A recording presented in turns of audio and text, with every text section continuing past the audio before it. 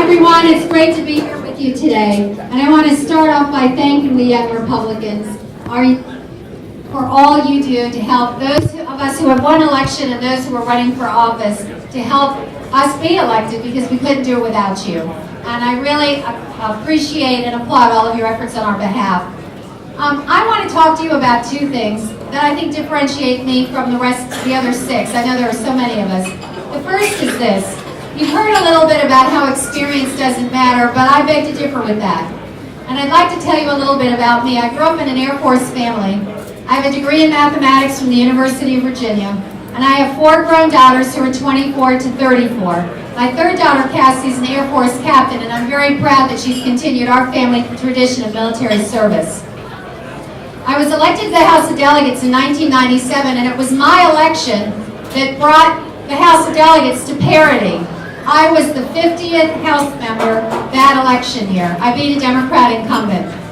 And in my third term, I was elected Majority Whip and have the distinction of being the only Republican woman in the history of the General Assembly to ever be elected into leadership, ever. Thank you.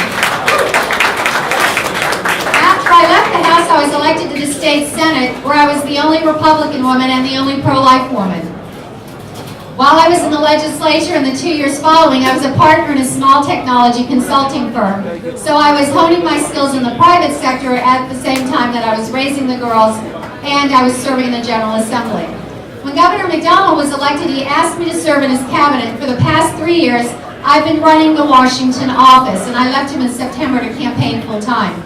And so I'm the only candidate running for lieutenant governor that not only has legislative experience, including leadership, but I'm the only one who has served in the executive branch, attending cabinet meetings every week, reading those cabinet reports every week. I'm the only one who understands how a governor's office functions and what each department and agency are doing. And having run the Washington office, I'm the only candidate that understands what is going on in Washington and how those decisions, whether it's legislative or the regulations that this administration loves to promulgate, are directly impacting every department and agency in the Commonwealth of Virginia.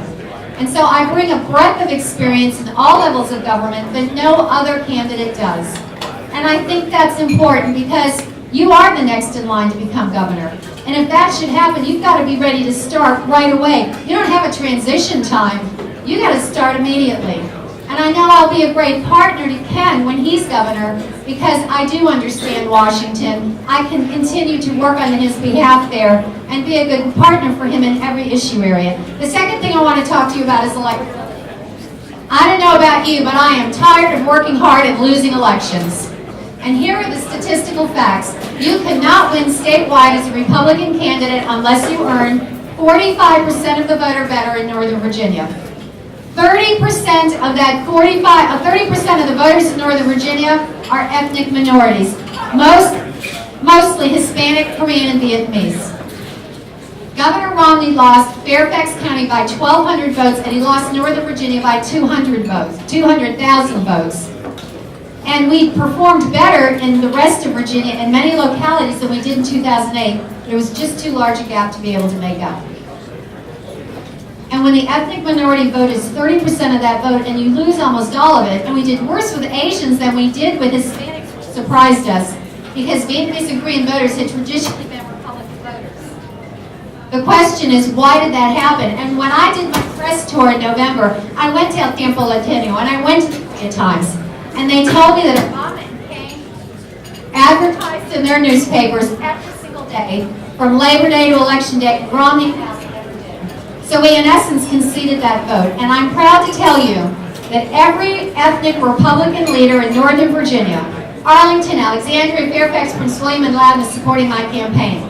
The Filipino leaders, the Hampton Roads Black Caucus Republican leaders are supporting my campaign. I have a black pastor in Stafford who's supporting my campaign, and the Rico